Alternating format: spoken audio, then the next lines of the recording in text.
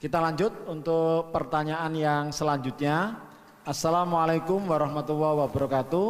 Afwan mau tanya Ustadz tentang pemanfaatan harta. Berarti Ustadz Amin ya Ustadz ya. Pokoknya kaitan fulus langsung ya, ini beliau ya. Ini yang punya fulus. Ilmu perfulusan ya. Nah, Masya Allah. Ternyata ada ilmu baru Ustadz. Namanya ilmu perfulusan. Ahlinya ini Ustadz ya. Masya Allah ya.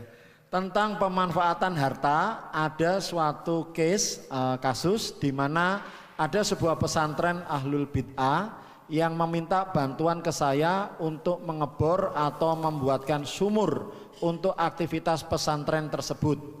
Dikarenakan mereka sangat membutuhkan air untuk dibuat sehari-hari. Tetapi saya mengetahui bahwa aktivitas di pesantren tersebut jauh dari syariat. Di sisi lain dalam hadis sebaik-baik sedekah adalah sedekah air. Bagaimana menurut Ustadz tentang hal itu? Apakah kita tetap membantu atau dialihkan ke yang lain? Jazakallahu khairan. Masya Allah. Mohon izin Ustadz. Mungkin saya menarik agak sedikit jauh. Allah Subhanahu wa taala berfirman menceritakan tentang karakter penduduk surga. Di antaranya adalah wa yut'imuna at-ta'ama ala hubbihi miskinan wa yatiman wa asira.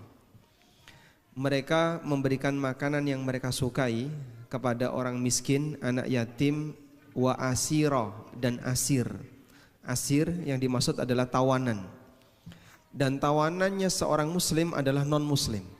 Tawanannya muslim adalah non-muslim. Maka ini menunjukkan bahwa memberi makan kepada non-muslim hukumnya diperbolehkan dan bahkan termasuk di antara amal soleh yang disebutkan oleh Allah dalam Al-Quran. Dan Nabi SAW juga mengatakan fi kulli kabidin radbin ajrun. Setiap kebaikan yang kita berikan kepada makhluk yang bernyawa, makhluk yang hidup, di situ ada sisi pahalanya. Jika makhluk yang hidup yang tidak berakal, saat kita berbuat baik kepadanya, di situ ada sisi pahalanya, apalagi makhluk yang berakal seperti manusia. Oleh karena itu, memberikan kebaikan kepada manusia siapapun, baik muslim maupun non muslim, baik ahlu sunnah maupun yang selain ahlu sunnah, pada asalnya hukumnya dianjurkan.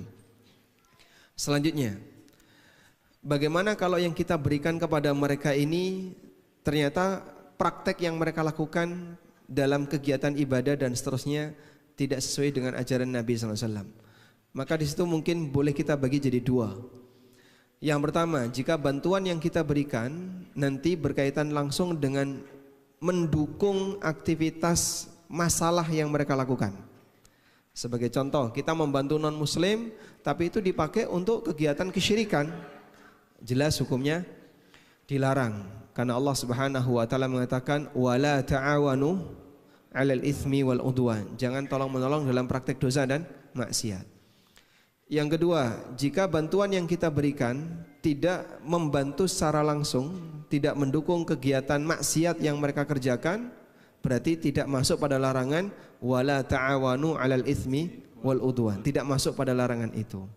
Terus maka selanjutnya adalah kembali kepada hukum asal, bahwasanya memberikan seperti ini hukumnya boleh, kecuali pada satu kondisi, apabila non muslim itu memerangi kaum muslimin.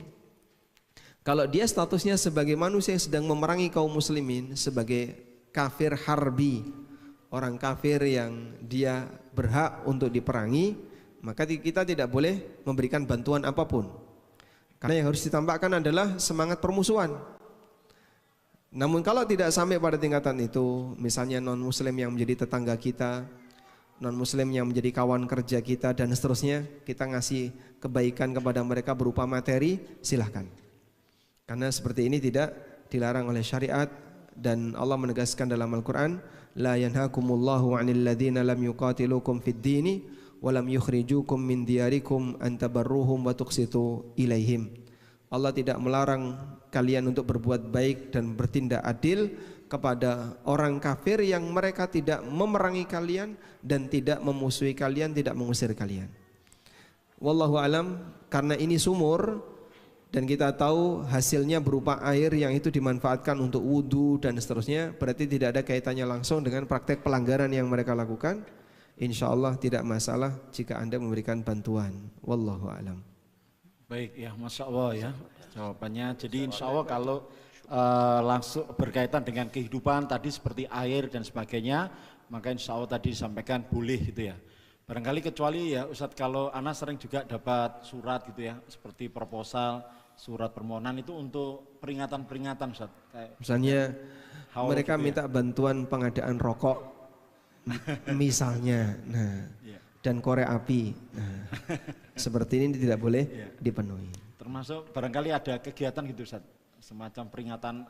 Peringatan terus minta sumbangan sound horeg, nah itu tidak boleh. Oke, baik ya Ustadz ya.